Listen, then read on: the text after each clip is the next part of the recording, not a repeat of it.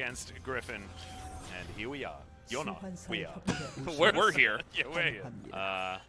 Future you is here. Yep. But hopefully this string will be hitting us. The work that we're doing that is not going into the ether. Griffin went for a really fast push in mid and rotation into the bot side. They're being extremely proactive and aggressive in this game, which I do like. Yeah. It's kind of like they lost that last game. Like, okay, now we need to have a real change, and we gotta really take it to them in this next game. They're actually doing it. The Griffin are going to spot it. Not going to be able to clear that one out, though. They did use it a little bit too early. As now caught underneath the turret. First blood will go over to Viper. It's a very different Griffin. We asked to see them wake up, and they most certainly have so far in this early game. This is obliteration. Yeah, this is really interesting to watch, actually. Just the way they were able to essentially shut down 100% the enemy bottom lane. The Rift Scuttle vision, you know exactly where he is. Trouble Bubble lands onto Faker. Battlestar will do the extra damage. Touchdown looking for Faker right now, but that is the one. Sneaky Faker. That was a nice little play. Yeah. He didn't even have to blow flash. No. Just like that, he actually used. That's the big question. First Drake will be the Infernal, and that's going to be taken based on Griffin's incredible lead as far as pressure on the bottom side of the map. You were mentioning Drake control. Well, that is going to continue as experience-wise, yeah, F and Teddy are really far behind, but Faker and Ken are at least very far ahead in their respective lanes. For me in the last game. It's now a nice little roam up to the top side by 5 members of Griffin. Yeah, exactly. Cannon Barrage is going to come in here as Griffin. Don't want to botch this one. Trouble Bubble goes wide. Teddy avoids that as Cannon Barrage does eat so much time here, and Griffin don't get any kills on the dive whatsoever. They get Teddy's flash and Teddy's heal. That is all they're going to be gifted for that 5-man dive attempt. A little bit messy on that one. Not really able to put 2 and 2 together on the dive, and Cuz is doing a really nice job of, might have a little play here on Cal. Yeah, a lot of extra damage there for Faker, but not a lot of mana remaining. Has a couple of charges on his back. Potion. Yeah, Iroh just going to walk up to Teddy now, and he's going to get pulled back. His call comes in. Teddy taken down very early. Good double knockup. Looks like they're just trying to get out of there. As Faker was spotted, I believe, and doesn't have vision on the low health Iroh. Cannon moving on in towards the top side as well. As it looks like Griffin are not done. They will back away after spotting Faker to clear out the control ward. Once again, Teddy has been put into the ground. Yeah, this is a really nice targeted strategy where you just are still up in this game. It feels like so much has happened that I almost assumed that they should have been down by now, but a lot of that gold is going to go into Viper, who's also 2-0. Yeah, it's now his turn to be the big-time AD carry. Emphasis on the carry here in this game, as T1 really struggling against this offensive style out of Griffin. Yep, Faker walking over a ward here. Pops on back as there's the time, and the Trouble Bubble goes wide. That's going to save his life for the moment. Faker fighting against Sword now, but doesn't have a lot of mana because, of course, he's had so many of these. Blue plus denied. Cannon towards the top side. He's going to be able to get some turret plates before they fall down. And deny a lot of these tricks away from the Sword as well. So he's got himself a decent lead. Trinity Force should be done on this back timing as well, as Ocean Drink will be our soul this game. So all the flowers are going to bloom. Very beautiful Rift nowadays. And I feel like this is really nice for the side of Griffin. If they can get Ocean Soul in a couple, I think it might just be lights up for this game. It's going to be really counts. Considering a dive on a Mordekaiser, it's generally not a great idea. Yep, Sword going to try and flash out of the way, but that Cannon Barrage is in absolutely the wrong position. Faker looking to dive on in. Won't get there. Kind of just uses it to clear out the minion wave by the looks of things, as T1 will be able to answer the outer turret falling on the bottom side. I really hope that Teddy is here for when this turret falls down, because he would really like the loot for gold, and he does get it there, as you can see.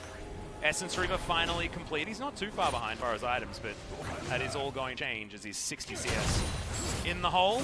And yeah, Vibe does complete the Zeal, has himself his stop ready to go as well. And yeah, this is real rough. I guess a lot of the onus here is going to be on Faker to try to be aggressive onto the squishy champions.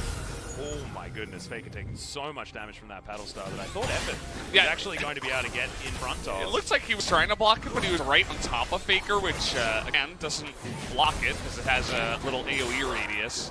Yep. Now Griffin setting themselves up for the siege. Coming in to try and deny.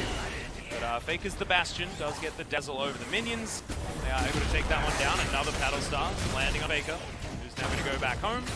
And this turret is going to survive for the moment, but not with very much to speak of. 5 seconds until that Drake does respawn. Love Faker's positioning. Yuka going to jump on in, but in and out of position. Little moment there as, Faker waiting in the back of the pit, utilizing these extra pushes that are going to come through. Has dashed his way out and can distort his way back in. So he gets back over there. Yeah. Not trouble bubble, not going to land onto Faker, who makes his way back to the pit as well. In goes Iroh, gets the depth charge. Is now Sword. Someone into the death run. I believe it was Cuz. Is now the bullet time doing a whole bunch of work. Cannon barrage right in there. Is now Sword going to come out of the death realm and might be going to the death chamber as Zoe explodes in the backline. Faker nails it, gets over the wall with a distortion there as well as T1 still managing to get this one. 1,000 kills for Teddy just before he falls down.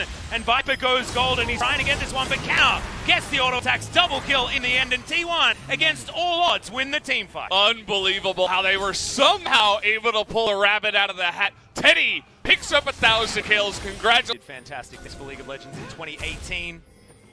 And the Rise video definitely shows us that one. Is T1 looking at the turret? Yuka to get stunned up. Good night, Sweet Prince. Another assist should be going over to the Gangplank right here as Teddy gets his 1,001th kill. He got doubled up there. That bounced off of one of the allies. I think they were trying to not have that happen. Fabulous and fast as Sword has to flash to get out of the way of Faker. I don't think it's going to be enough. The Ignite comes in. Obliterate is named incorrectly there. And there's the Cannon Barrage.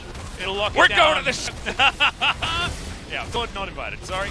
Not going to come to the ship. That is Cannon evicting you from the ship. Yeah. Using the ship in order to do so. Once again, I ask you for your ship to finish off the enemy players. And that was really just like an alley-oop, a snipe from downtown. And just like that, the entire feeling of the game is totally flipped on its head. I mean, this is... We were at a point where we thought we were going to a game 3. Teddy had like 0 CS so early on. Faker flash, actually, as you can see there. Depth charge. Nimbus Cloak movement speed. Help him out there as he dashes over this wall. Eats some honey fruit. Faker's going to be absolutely fine as 4 seconds until Ocean Soul is available for Griffin. And that could change things here for Griffin. Well, Tarzan is going to get obliterated. Faker grabs it with the distortion. Now Iroh trying to run away. Gargoyle Stoneplate keeping him alive for a while. Now Epic gets himself Radiance, and oh no, Iroh didn't want to jump back in there as the bullet time tears him apart. Now Sword puts Teddy in the death realm, but I don't know who necessarily wins this fight. Sword does, by the looks of things. Death Thrust grabs the double kill for the Mordekaiser. Is now Canna. He's going to finish that one off. Griffin do find themselves with a bit of a battle against Faker that Faker does have to run away from. Now, with the Drake still alive, it might be an opportunity for Viper and Yuka to lock this one down. Especially with the Callista. Yeah, Cuz is still here. And Faker is looking to dive in on top as well. So it looks like Griffin do not want to go for this. It's so juicy, though. Yeah. You can tell. They're like, oh, should we do it? Should we try to sneak it? Is there any way? Well, teleport going to come in. That brings Canna back towards this fight. You can see Viper and Tarzan are still here. Blast Cone going to be available. They're not going to use it just yet. Such an it's going to be a important 50-50. There's no Death Realm. Cuz needs to be able to lock this one down. He gets it.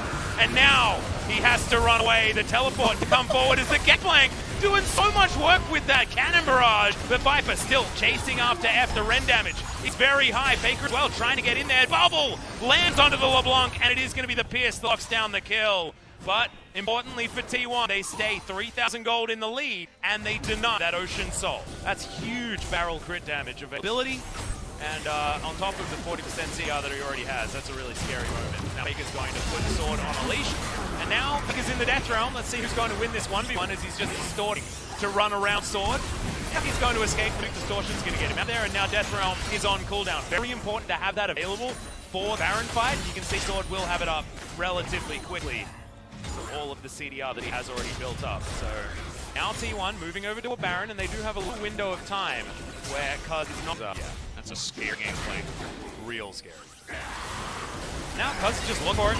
Onto Iroh. Sword is going to put effort, I believe, into the death run, but he gets himself to the his Cosmic Radiance and should survive. Iroh trying to flash up effort, but he's running. He's out of there. Death charge used. Just one lonely support. As now T1 trying to flash in over the top. Death's Grasp not going to zone. find any joy. And yeah, Viper off the wrong side of this fight.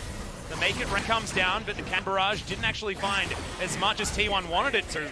But it's a 1-for-1 when the dust settles. Support for top lane, though, means that T1 are in a very happy place, and with no Death Realm available, they should be able to grab this Drake for themselves. No Cosmic Radiance. I wonder if Griffin would even consider coming in here. They do have GA on Viper. They are slowly moving in, posturing around this. Patience going to be reset. Yep. Okay, they don't want a 50-50 this one, but T1 are just going to zone them away. They locked out a second Ocean Drake, and Griffin moved back towards this mid lane. This is still a close game. But T1 very close to that 4,000 gold that they've retained for a very long time. And the scaling advantage that we spoke about earlier is still going to be for this T1 squad. Yeah, it does feel like availability. Absolutely. And so if they get the Ocean Soul, that's absolutely worth, 4, 5, 6, 7,000 golds. Oh, yeah. And so that gold lead isn't going to mean much. Well, the Dazzle's there. Bullet time comes, but Fate's Call is going to keep Irove safe. Teleport in, though. Sword. Oh, it's a bit of a disaster here. Cosmic Radiance going to keep Effort alive, and now Teddy has that one as well, as when that Death Realm ends up, Sword is going to be in trouble, and he is going to be taken down. Faker grabs that kill. Irove quickly finished off afterwards, and this should be that game-winning point for T1, as they're not even looking at the Baron, they're looking to push. Bubble picked up by Faker, but Cuz body blocking from the Paddle Stars. And 5 versus 3, they go for the re-engage. Jucal getting chunked. That's a portal jump. You don't really want to be utilizing that one. He survives for the moment. He's going to fall down, but the Ragnarok is not enough. The GA not going to be enough either, as Viper is pounded in that last fight. And then just a Mimic Distortion, and Faker will pick up the ace double kill as he takes that one down. And now the game should be over as well. But backdoor bonus is going to keep this turret alive for quite some time. And I think the death timers, I don't know if they're going to be long enough here. They're gonna go for it. We got 25 seconds, and yeah, I think it should be enough. We are pretty late on in the game. Yeah, it should be lights out. Sword is going to be here as well as Iroh. We do have Death Realm available once again, as our Sword going to dive on in. We'll see who he actually puts in there. I guess it doesn't really matter, because he couldn't even press the button, because he was dead too fast. Iroh going to go down as an afterthought. His effort was tanking up the turrets the entire time, and that is a very swift 2-0 for T1. Looked dicey in the beginning, but the recovery was strong out of T1. Yeah, and I said to look behind because I want to see how the Griffin players were going to react. That was probably the most tilting loss of 2020 that I have seen, and man, was that a tilter.